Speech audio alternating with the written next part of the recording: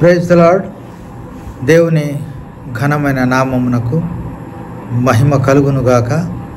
వేకువజాము ప్రార్థన, ఒక గీతం పాడుకుందాం.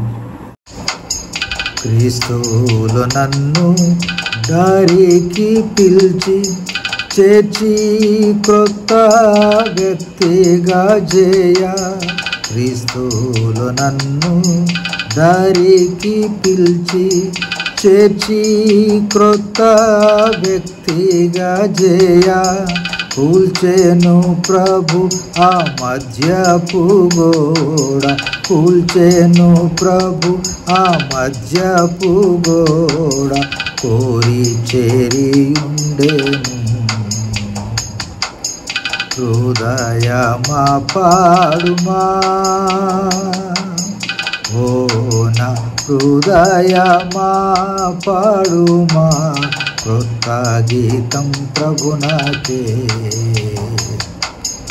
ఎంతో ఆనందం వర్ణింపజాల, ఎంతో ఆనందం వర్ణింపజాల, ఎంతో ప్రభు ప్రేమ,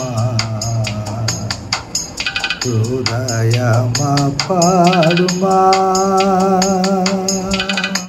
నేటి దిన వాగ్దానపు వాక్యం చదువుకుందాము.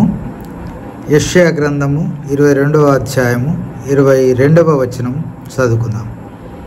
నేను దావీదు ఇంటి తాళపు అధికార భారమును అతని భుజం మీద ఉంచెదను, అతడు తీయగా ఎవడును మూయజాలడు, అతడు మూయగా ఎవడును తీయజాలడు. ప్రియమైనటువంటి దేవుని పరిశుద్ధ జనమా, ఈ చదువుకున్నటువంటి ఈ లేఖన భాగము యెషయా ప్రవక్త ద్వారా ఇశ్రాయేలు ప్రజల విషయంలో ఆయన ప్రవచించినటువంటి ప్రవచన వాక్యము, యథార్థ సంఘటన. ఇశ్రాయేలు రాజైన హిజ్కియా పరిపాలన కాలంలో తన ఆస్థానంలో ఉన్నటువంటి అధికారులు, షబ్నా అనేటువంటి అధికారి గొప్ప హోదాలో ఉన్నటువంటి వాడు. రాజు అతని ఆస్థానంలో ఒక ఉన్నతమైనటువంటి పదవిని తనకు అప్పగించినప్పుడు రాజు అధికారానికి లోబడి ఏ అధికారైనా పరిపాలించాలి. అయితే అతడు రాజు అధికారానికి మించినటువంటి పరిపాలన తీరును చూపించాడు, తన్ను తాను చాలా హెచ్చించుకున్నాడు. కనుక దేవుడు ఏం చేశాడంటే అది క్రమం కాదని, అది పద్ధతి కాదని అతన్ని తీసివేసి అతని కాలంలో హిల్కియా కుమారుడైన ఎల్యాకీముకు అధికారాన్ని ఇస్తాడు.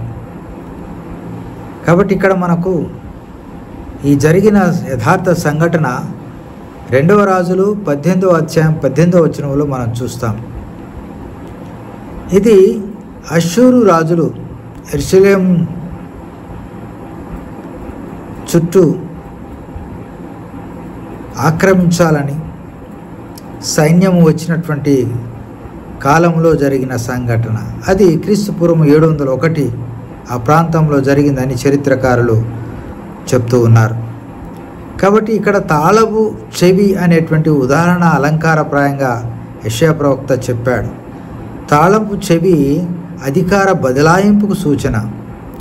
సాధారణంగా మనము పాతకాలంలో ఒక పెద్ద కుటుంబం, ఉమ్మడి కుటుంబాలలో తాళపు చెవుల గుత్తి అత్తగారి దగ్గర ఉండేది. కొన్నాళ్ళ తర్వాత అత్త నుంచి అది యోగ్యమైన కోడలికి బదలాయింపు జరిగేది. అంటే అర్థం ఏమిటంటే సమస్తమైనటువంటి ఇంటి వ్యవహారాన్ని నడిపించే బాధ్యత వారికి అప్పగించబడుతుందని అర్థం. ఇక్కడ అక్షరార్థంగా మనం గమనించినట్లయితే ఇక్కడ షబ్నా తన అధికారాన్ని కోల్పోతాడు, డిమోషన్ అవుతాడు. ఎంత అవమానకరమైన పరిస్థితి కదా.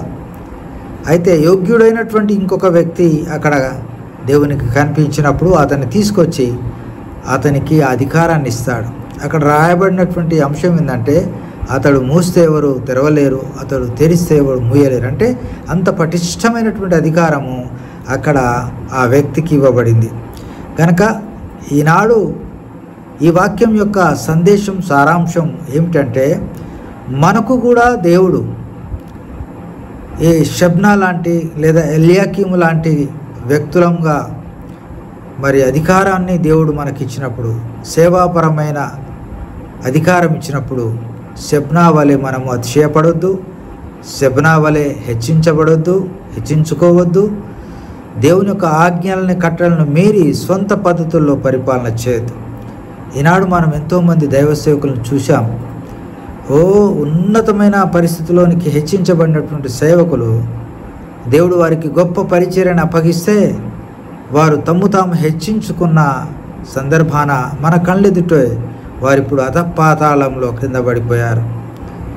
ఎంత హీనమైన స్థితిని వారు చూస్తున్నారు. కనుక ప్రియమైన దేవుని బిడ్డలారా, మనం కూడా దేవుడు మనకిచ్చినటువంటి చిన్న పని అయినా సరే ఆ పనిని నమ్మకంగా మనము దేవుని యొక్క భయభక్తులలో మనం కొనసాగించాలి. భలా నమ్మకమైన మంచి దాసుడా, నీవు కొంచెంలో నమ్మకంగా ఉన్నావు గనక నీకు అనేకమైనటువంటి పదవులని నేను నీకు ఇస్తానని దేవుడు చెప్పినట్లుగా, ప్రియమైనటువంటి దేవుని ప్రజలారా, ఈ వాక్యం యొక్క సందేశం మనకు అదే.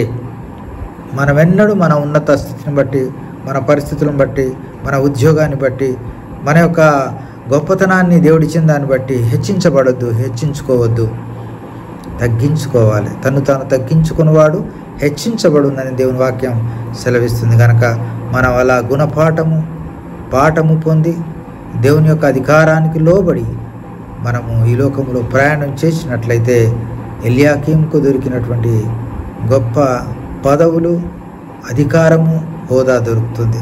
రండి ప్రార్థన చేసుకుందాం. ప్రేమ కలిగిన మా ప్రియ పరలోకపు తండ్రి, నీకు వందనాలు, స్తోత్రాలు నాయన. ఈ యొక్క దినపు వాక్యము మాకు ఇచ్చినటువంటి సందేశాన్ని మేము అర్థం చేసుకుంటున్నాం.